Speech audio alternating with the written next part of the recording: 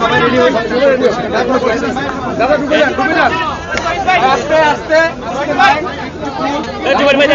Police commissioner আছেন কথা বলছেন আমরা যাবো একটু বলবেন এই ঘটনা আপনারা কি জানতে পেরেছেন একটা ভিডিও ভাইরাল হচ্ছে সেখানে দেখা যাচ্ছে যে নির্বাচনী প্রচারণায় গুলি করা হচ্ছে এবং নিহত খবর আমরা পেয়েছি সেটা একটু নিশ্চিত কতজন মারা গেছে কি নিয়ে আসলে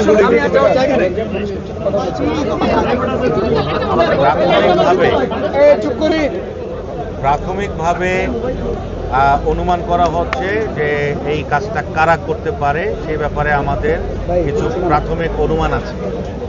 তো তদন্ত এখন তো মার্ডার কেস, এটা তো একটা মার্ডার কেস হবে এবং তারপরে তদন্ত কর্মকর্তা আমরা আরও ফার্দার এটা তদন্ত করব। তবে প্রাথমিকভাবে আমরা কিছু অনুমান করছি যে কারা করেছে এই কাজটা।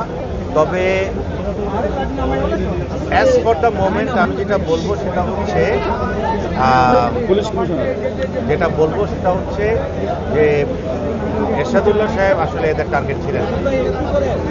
এরশাদুল্লাহ সাহেব এদের টার্গেট ছিলেন না। টার্গেট যে ছিল সে মারা গিয়েছে, সরোয়ার বাবলাই টার্গেট ছিল। কারণ আমরা যেটা শুনলাম যে এর মৃত্যু নিশ্চিত করেছে তারা গুলি করে, এবং এইটা সরোয়ার বাবলার এলাকা ছিল যেখানে ঘটনাটা ঘটেছে। মসজিদে নামাজ পড়েছে সে, এরশাদুল্লাহ সাহেব ওখানে নামাজ পড়েছে। তো মসজিদ থেকে বেরোনোর পরে একটা দোকানে ঢোকার পরে ঘটনাটা ঘটছে, বাড়ি থেকে এসে এটা করছে। এটা ওই সরোয়ার বাবলার এলাকা ছিল। তো সরোয়ার বাবলার ক্রিমিনাল রেকর্ড ছিল, তারও ক্রিমিনাল হিস্ট্রি ছিল, আর যারা করেছে তাদেরও এরা প্রতিপক্ষ ছিল। তো ধারণা করা হচ্ছে যে মূল টার্গেট ছিল সরোয়ার বাবলা, এখানে এরশাদুল্লাহ সাহেব টার্গেট ছিলেন না। স্ট্রে বুলেট ওনার গায়ে লেগেছে।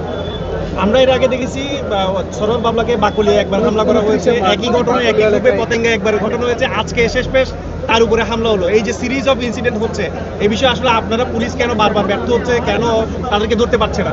জেলখানা থেকে বসে একটা অর্ডারের কথা আসতেছে বারবার। এই ঘটনায় যে মূল কুশীলবের অনেকেই কিন্তু বর্তমানে জেলে আছে এবং দেশের বাইরে থেকেও ইন্ধন আসতেছে, নানা রকমের ইন্ধন আসতেছে। এবং বাকলিয়ার যে ডাবল মার্ডারে একদম কিলিং মিশনে অংশ নেওয়া লোকও কিন্তু অ্যারেস্ট হয়েছে অস্ত্রসহ। আমারই মনে আছে হাতিয়া থেকে হাসান নামে একজনকে অস্ত্রসহ গ্রেফতার করা হয়েছে এবং ঘটনার পর 2-3 জনকে গ্রেফতার করা হয়েছে। তো এদের যে মূল যারা এদের আসলে যেটা দেখতেছি সেটা হচ্ছে অনেক রিমোট এলাকায় এরা পালায় থাকে এবং পাহাড়ি সন্ত্রাসীদের সাথে এদের যোগাযোগ আছে। এদের যে হাইড আউট সেটা খুবই গহীন দুর্গম পাহাড়ি অঞ্চলে হাইড আউট। সেখান থেকে বেরোয় এসে এরা হঠাৎ করে একটা ঘটনা ঘটায় যে এরা দ্রুত হোন্ডা নিয়ে চলে যায়। এদের যে মোডাস অপারেন্ডি আমরা দেখলাম যে হোন্ডা নিয়ে আসে বারবার, এদের সব ঘটনা দেখলাম হোন্ডা নিয়ে আসে ঘটনা ঘটায় দ্রুততম সময়ের মধ্যে এরা চলে যায়। এবং যে সমস্ত এলাকায় বললাম হাইড আউটগুলো অত্যন্ত রিমোট, সেখানে আমি শহর রেড করেছি, সেখানে গিয়া আসলে এদেরকে খুঁজে পাওয়া এটা খুব দুরূহ ব্যাপার। তো এদের বাহিনীর অনেক লোক ইতিমধ্যে গ্রেপ্তার হয়েছে, তার মধ্যে একজন তো সস্ত্রীক গ্রেপ্তার আছে, বর্তমানে সে জেলে আছে। ভালো আছে।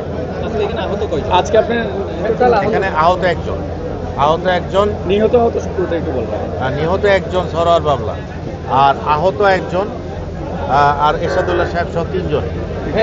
যেহেতু এখন নির্বাচন কাছে হয়ে আসছে, এই সময় প্রার্থীদের নিরাপত্তা একটা হুমকির মুখে পড়তে গেলে আপনারা যারা কি ধরনের অবজার্ভ রাখবেন এবং কি ধরনের ব্যবস্থা নেবেন? এটা আমি বলবো সেটা হচ্ছে যে নিঃসন্দেহে নির্বাচনের আগ মুহূর্তে, নির্বাচনের যে 3 মাস এখনো সময় আছে, এই সময়ে এরকম একটা ঘটনা যে একদম শুরুতেই এরকম একটা দুর্ঘটনা, এটা অবশ্যই আমাদের শুরুটা ভালো হলো না, এটা নিঃসন্দেহে বলা যায়। তবে এই ধরনের ঘটনা যাতে আর না ঘটে সেজন্য কারেক্টিভ মেজার যা নেওয়ার আমরা নিব। যেমন এরশাদুল্লাহ সাহেব কিন্তু এখানে আসার আগে আমার অফিসে উনি 1 ঘন্টা আমার সাথে গল্প করে আসছে। আমার সাথে গল্প করে আসছে। এইখানে প্রায় 4:30 থেকে উনি বেরোয়েছে আমার অফিস বের হয়ে এখানে যে উনি আসবে আমাদেরকে বলেন নাই, এবং জনসংযোগ হবে আমাদের বাইজিৎ থানাও ইনফর্ম ছিল না। তো এই ঘটনার থেকে শিক্ষণীয় বিষয় যেটা আমরা এখন যেটা করব, যে নির্বাচনে অংশগ্রহণকারী যত দল আছে, বিএনপি, জামাত, এনসিপি, অন্যান্য দল, তাদের প্রত্যেকের যে জনসংযোগ বা ইলেকশন ক্যাম্পেইন, এই সমস্ত এগুলা লোকাল থানায় এবং সিটিএসবিতে অন্তত 24 ঘন্টা আগে ইনফর্ম করতে হবে। ইনফর্ম করলে আমরা প্রার্থী এবং তাদের যে জনসভা, সেগুলোর সিকিউরিটির জন্য আমরা অতিরিক্ত পুলিশ মোতায়েন করবো সব জায়গায়। সন্ত্রাসীরা ওপেন ঘুরছে, শোনা যাচ্ছে যে They want to intimidate us, but we will not be intimidated. আমরা আমাদের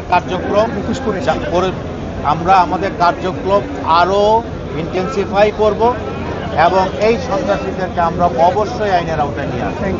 এবং আমি সকল ভোটার এবং সকল প্রার্থীকে স্বনির্বন্ধ অনুরোধ জানাবো যে ওনারা যাতে নির্বাচনের ব্যাপারে আরো উৎসাহ এবং উদ্দীপনা নিয়ে নির্বাচনী ক্যাম্পেইনে ওনারা শুরু করেন। আমাদের আমি আপনাকে একটা কথা বলি, এই যে ইনসিডেন্টটা হলো, এই ইনসিডেন্টটাকে ইলেকশনকে ব্যাহত করার জন্য কোনো ঘটনা বলে ইন্টারপ্রেট করাটা এই মুহূর্তে ঠিক হবে না। তার কারণটা হচ্ছে এইটা হচ্ছে একটা sequel, sequel to the arrest of a particular top criminal. তো এইখানে আমাদের একজন ক্যান্ডিডেট ঘটনাক্রমে এখানে ছিলেন, একটা স্ট্রে বুলেট ওনাকে আঘাত করেছে, কিন্তু এইটা ইলেকশনকে ব্যাহত করার জন্য কোনো কিছু করা হয় নাই, এবং এর জন্য ইলেকশনে কোনো রকম বাধা আসবে বলে আমি বিশ্বাস করি না। এবং ইলেকশনে যাতে এই ঘটনাটা কোনো রকম প্রভাব বিস্তার করতে না পারে, সেই লক্ষ্যে আমরা কাজ করব, এবং এই ঘটনাটা যারা ঘটিয়েছে তাদের বিরুদ্ধে সর্বাত্মক পুলিশ অভিযান চলছে, এটা আরও জোরদার করা হবে।